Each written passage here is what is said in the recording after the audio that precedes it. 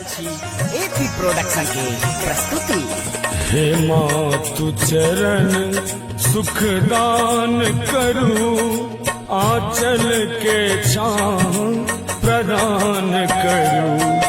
मरमस हम मूर्ख अपाटक से, अज्ञानक हमर निदान करू। हे मातु चरण सुखदान करो।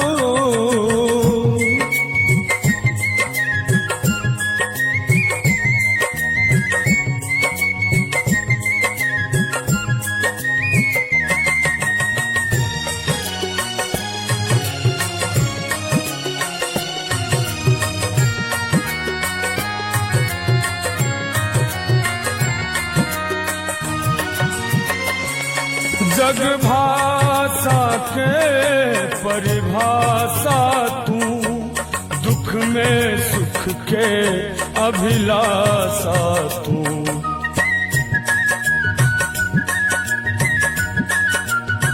हे जग भाषा के परिभाषा तू, दुख में सुख के अभिलाषा तू।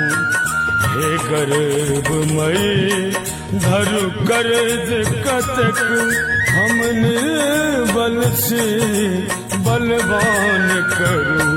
हे मातु चरण सुखदान करू, आंचल के छाँव प्रदान करू। हे मातु चरण सुखदान करू।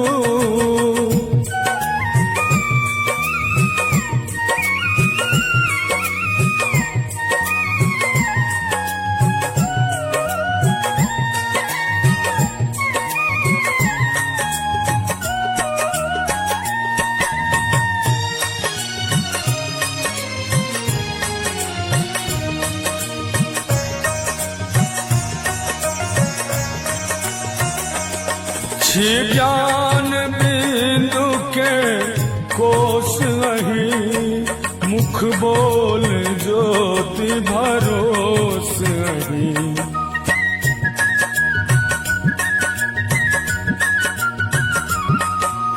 ज्ञान बिंदु के कोश अही, मुख बोल ज्योति भरोस अही।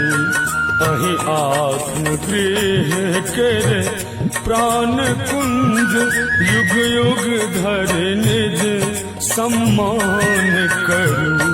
हे मातु चरण सुखदान करू, आंचल के छाँव प्रदान करू।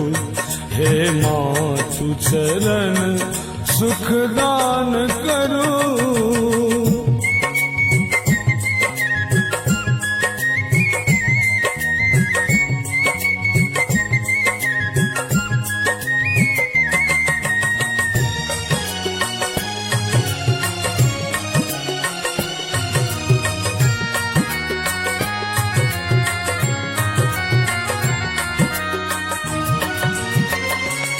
पावन ममता के मूर्त छवि, माँ देवी उचारल लेख कवि।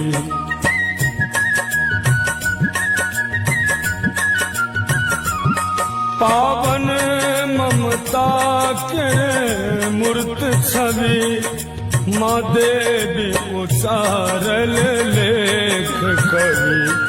ओहि निरेबल कोइख के बालक हम, सुत जीवन भर अभिमान करू।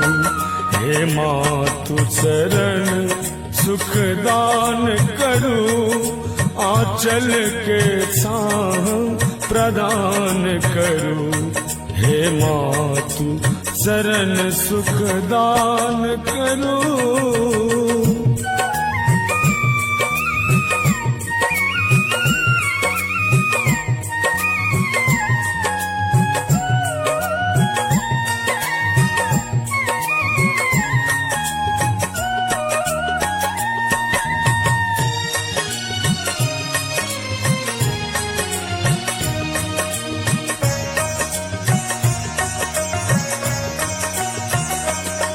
अनुराग तन सच्चिदानंदक अच्छी प्रीत विनय मां अरविंदक